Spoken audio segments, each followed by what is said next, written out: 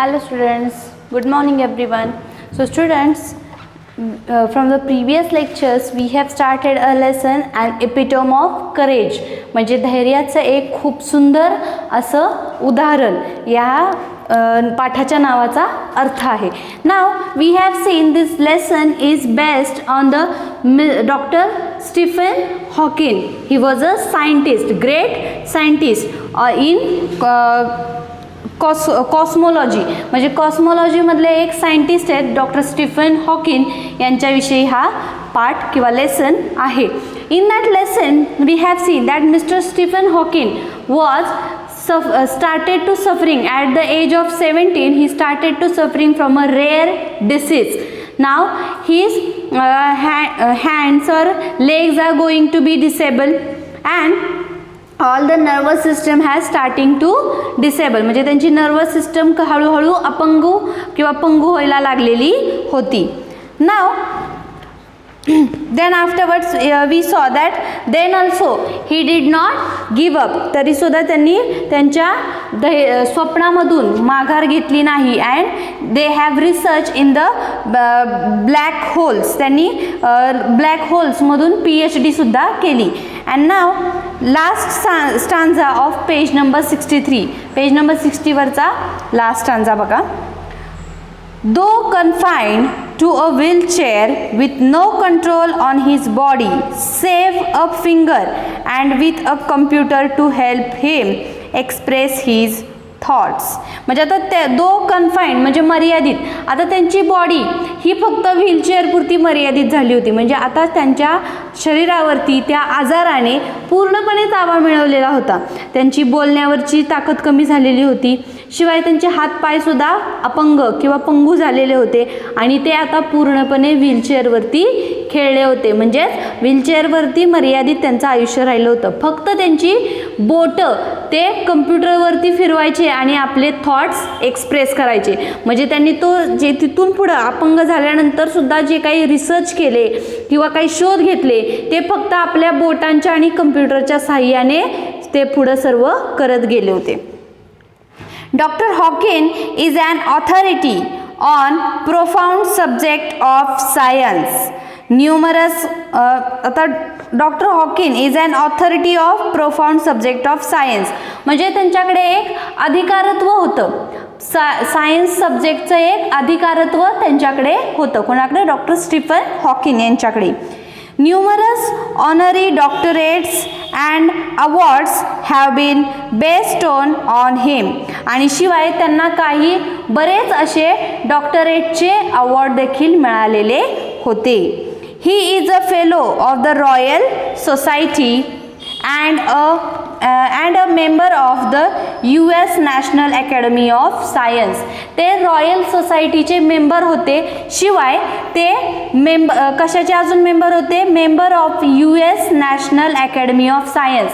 यूएसची जी national academy of science आहे यूएसमध्ये, यूएस म्हणजे युनायटेड स्टेट, युनायटेड स्टेटमध्ये जी नॅशनल अकॅडमी ऑफ सायन्स आहे त्याचे सुद्धा ते मेंबर होते. म्हणजे इतकं त्यांचं बुद्धिचातुर्य होतं की ते इतके अपंग होऊन सुद्धा त्यांनी खूप काही अचीव केलं होतं.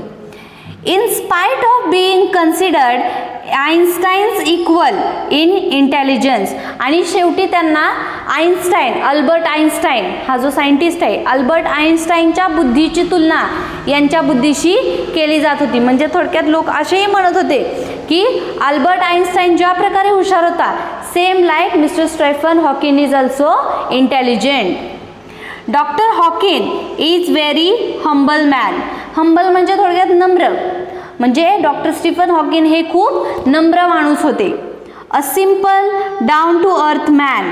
अ simple down to earth man म्हणजे थोडक्यात त्यांच्याकडे गर्व नव्हता. डाऊन टू अर्थ म्हणजे त्यांच्याकडे गर्व नव्हता. आपण म्हणतो ना की थोडक्यात हवेत उडत, काही माणसं हवेत उडतात, तशा प्रकारे ते बिलकुल नव्हते. ते एक नम्र आणि सिम्पल म्हणजे साधे, नम्र आणि डाऊन टू अर्थ म्हणजे नेहमी सर्वांशी व्यवस्थित बोलणारे होते. त्यांच्याकडे अजिबात सुद्धा गर्व नव्हता, गर्विष्ठ नव्हते ते.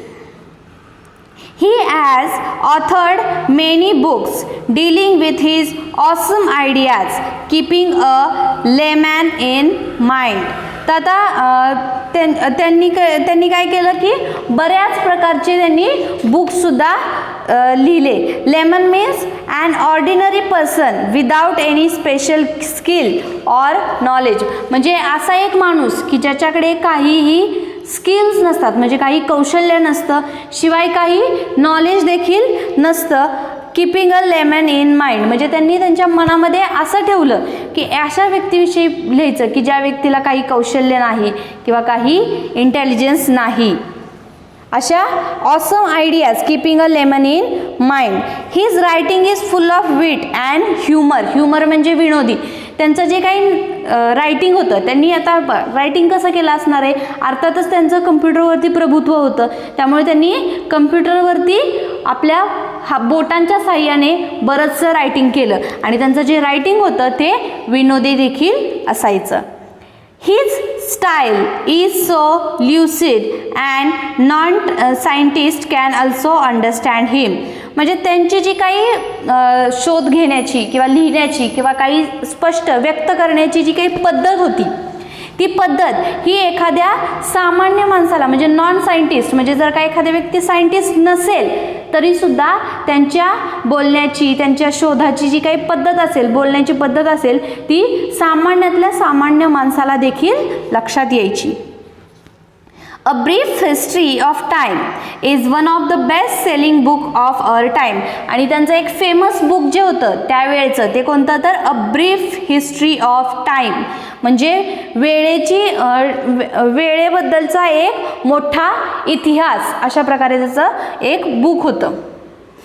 खूप फेमस होतं ते त्यावेळेला.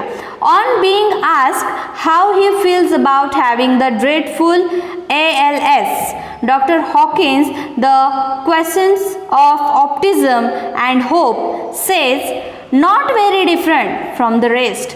म्हणजे त्यांना ज्यावेळी विचारलं जायचं त्यांच्या आजाराबद्दल, ALS हा त्यांचा जो आजार होता, त्या ALS या दुर्मिळ आजाराबद्दल त्यांना कोणी काही विचारलं की तुम्हाला आता कसं वाटतंय, की तुम्हाला काय वाटतंय, तुम्ही असे बसून आहात, तुम्हाला काय वाटतंय, तुम्हाला काय तुमच्या भावना आहेत, अशा प्रकारे जर कोणी विचारलं तर ते अगदी स्मितपणे किंवा अगदी शांतपणे पुढच्याला उत्तर काय द्यायचे, मी एक आराम करतोय याच्या व्यतिरिक्त काहीही वाटत नाही. It nothing can be a rest म्हणजे आरामापेक्षा जास्त मला काहीच वाटत नाही. I try and lead as normal a life as possible and I not think about my condition or regret the things it prevents me from doing which are not many. म्हणजे ते म्हणतात की मी आराम करतोय याच्यापेक्षा मला जास्त काहीही वाटत नाही आणि I try and lead as normal a life as possible म्हणजे मला जेवढं शक्य होईल तेवढं मी नॉर्मल लाईफ जगण्याचा प्रयत्न करतो. मला जेवढं शक्य होईल तेवढं मी माझं जीवन आयुष्य नॉर्मल जगण्याचा प्रयत्न करतो. And not think about my condition मी माझी जी काही अवस्था आहे त्याच्याबद्दल मी जास्त कधीही विचार करत नाही. म्हणजे आता मी असं आहे, मी आता माझं काय होईल, कसं होईल असा मी विचार कधीही करत नाही. or regret the things it prevents me for doing which are not many.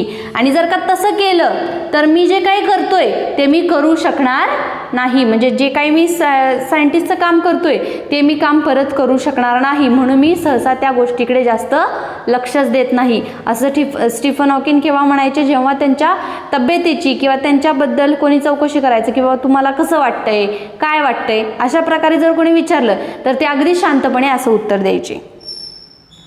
Dr. Hawkins firmly believes that in the next millennium scientists will discover the core secret of the universe, its origin, its history and maybe even predict its ultimate demise. म्हणजे doctor Hawking यांना ठाम विश्वास होता, he was confirm असा त्यांना ठाम विश्वास होता की next millennium म्हणजे पुढच्या काही वर्षात, पुढच्या काही इयर्समध्ये किंवा वर्षांमध्ये किंवा शतकांमध्ये, पुढच्या काही शतकांमध्ये सायंटिस्ट हे नक्कीच शोधून काढतील की पृथ्वीचा जन्म कसा झाला, पृथ्वीची उत्पत्ती कशी झाली, पृथ्वीवरती काय होतंय आणि पृथ्वीचा नाश कधी होणार आहे आणि जे काय होतंय ते का होतंय आणि त्या पृथ्वीचा नाश कधी होणार आहे हे सायंटिस्ट नक्कीच पुढच्या काही दशकांमध्ये किंवा शतकांमध्ये शोधून काढतील, असा स्टीफन हॉकिंग यांना एक कॉन्फिडन्स होता. Like Dr. Hawking, there are many people who display exemplary courage in their lives. Let us salute all those brave people who, is in spite of being disabled, strive to do their best. आता Stephen Hawking हे यांच्याबद्दल आपण पाहिलं, हे एक दुर्मिळ आजाराने त्रस्त होते, परंतु तरीसुद्धा त्यांनी त्यांचे होप्स ते किंवा त्यांच्या ज्या आशा होत्या सायंटिस्टबद्दलच्या किंवा त्यांचं जे काम होतं ते त्यांनी काम बिलकुल देखील थांबवलं नाही. म्हणून या स्टोरीचे रायटर काय म्हणतात की स्टीफन हॉकिन्ससारखे अजून बरेच काही लोक आहेत की ते एखाद्या गोष्टीतून सफर होत असतात, एखाद्या वाईट गोष्टीतून सफर होत असतात, परंतु तरीसुद्धा ते आशा सोडत नाहीत, त्यांचं धैर्य सोडत नाहीत. मग अशा व्यक्तींना आपण लेट्स सॅल्यूट देम, अशा व्यक्तींना आपण एक मानाचा सॅल्यूट देऊयात की जे कधीही एक आशा सोडत नाहीत, धैर्य सोडत नाहीत आणि धैर्याने जगतात. अशा प्रकारच्या व्यक्तींना आपण सॅल्यूट देऊया. आणि who is in spite of being disable strive to their best, म्हणजे त्यांच्या अपंगत्वाला बाजूला ठेवून काहीतरी चांगलं करण्यासाठी जे पुढे जातात त्यांना नक्कीच आपण सलाम करूयात, असं रायटरचं म्हणणं आहे. Now here we have done with our lesson. What you have to do, you have to read the lesson very carefully, as well as you have to write difficult words with its meaning and solve the English workshop, because here we have done with our lesson, so you have to solve English workshop also. How much questions you can solve that much.